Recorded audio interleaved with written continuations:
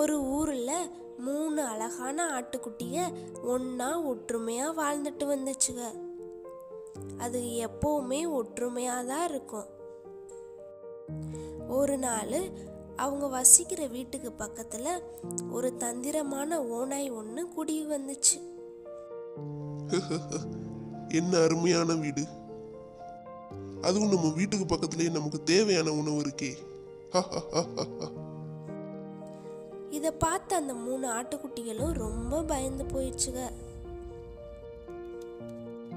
அப்ப அதுல இருந்த புத்திசாலியான ஆடு ஒன்று சொன்னுச்சு, இந்த ஓநாய் ரொம்ப தந்திரமானது. இது நம்மளை எப்போ வேணாலும் அடிச்சு சாப்பிடலான்னு இங்கே வரும். இந்த வைக்கோல் வீட்டில் அந்த ஓநாய் ஈஸியாக நுழைஞ்சிரும். அதனால இதை விட ரொம்ப ஸ்ட்ராங்காக ஒரு நல்ல வீடாக நம்ம கட்டணும். அந்த 3 ஆடுகளும் ஒன்று சேர்ந்து ஒரு அழகான நல்ல வீட்டை கட்டுச்சுங்க. இப்போ அந்த வீட்டிலேயே அந்த 3 ஆடுகளும் குடியிருந்துச்சுங்க. ஒரு நாள் ஓநாய் பசிக்குதுன்னு உணவு தேடி வழியே அலைஞ்சுக்கிட்டு இருந்துச்சு. ஆனால் அதுக்கு எந்த உணவுமே கிடைக்கல. ரொம்ப நேரம் தேடி பார்த்தும் எந்த உணவுமே கைக்கு சிக்கல. அப்ப அதுக்கு ஒரு யோசனை வந்துச்சு. அட, இத மறந்து போயிட்டேனே.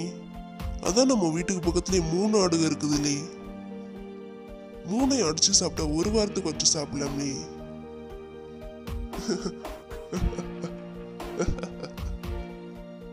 அப்படின்னு சொல்லி அந்த ஆடுகை இருந்த வீட்டுக்கு இந்த ஓநாய் வந்துச்சு.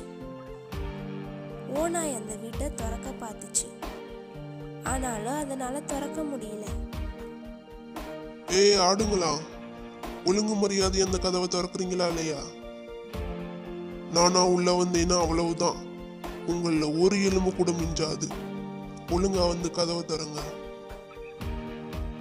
இப்ப கதவு திறக்க மாட்டீங்க. சரி இருங்க, நானே வரேன். அந்த ஓநாய் வீட்டு மேற்கூரையை பிரிச்சுக்கிட்டு சிம்னி வழியா உள்ள இறங்க பார்த்துச்சு. உள்ளேயாடி வர, வா வா, இன்னைக்கு உன்னை எப்படி துரத்துறன்னு மட்டும் பாரு. ஆடுகள்லாம் ஒன்று சேர்ந்து அந்த சிம்னி விளக்குக்கு நேராக விறகு கட்டைகள்லாம் சேர்த்து நெருப்பை வச்சிருச்சுங்க. நெருப்பில் நேராக வந்து விழுந்த ஓநாய் ஐயோ அம்மா காப்பாத்துங்கன்னு அலறி அடிச்சுக்கிட்டு ஓடிச்சு.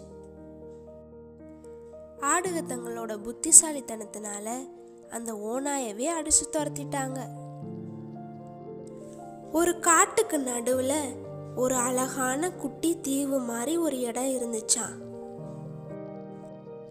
அந்த இடத்துல கண்ணை கவர்றவன்னும் நிறைய பழங்களும் பல தோப்புகளும் இருந்துச்சாம்.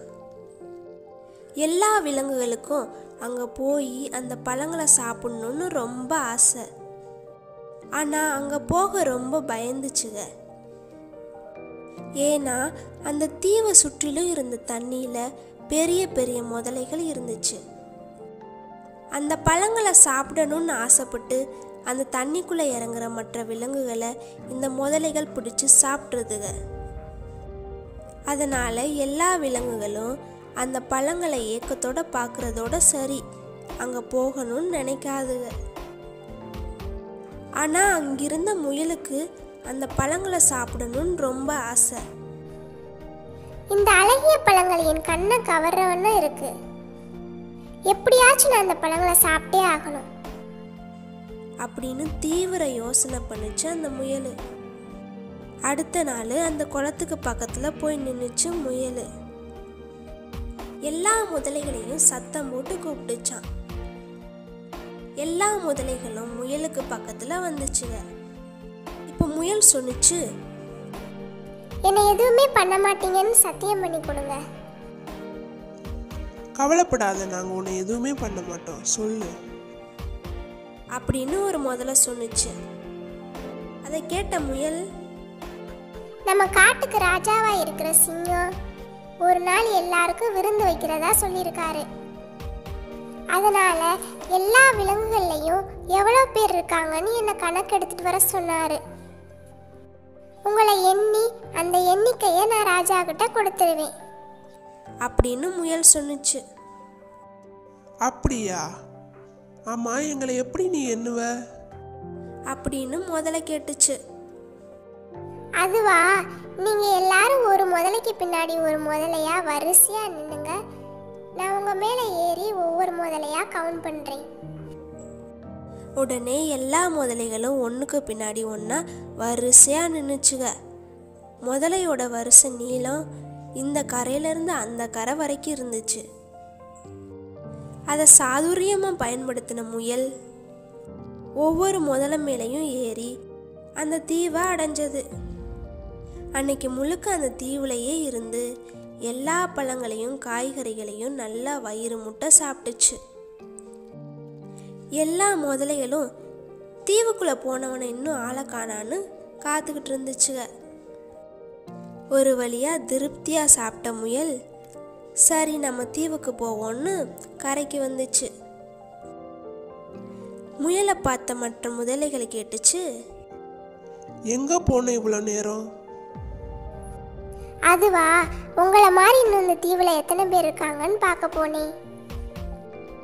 சரி சரி, மற்ற விலங்குகளை என்ன போனனால உங்க எண்ணிக்கையில தப்பு வந்துருச்சு. திரும்ப எல்லாரும் வந்து வரிசையா நின்னுங்க. நான் திரும்ப உங்களை என்ன போறேன். திரும்பவும் எல்லா முதலைகளும் இந்த கரையிலிருந்து அந்த கரை வரைக்கும் வரிசையாக நின்றுச்சுங்க. முயல் அதை பயன்படுத்தி இந்த கரைக்கு வந்துருச்சு.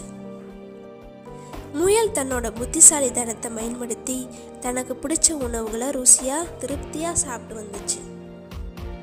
நாமும் இது மாதிரியான சூழ்நிலைகளில் நம்ம அறிவை பயன்படுத்தி நம்ம காரியத்தை சாதிச்சுக்கணும்.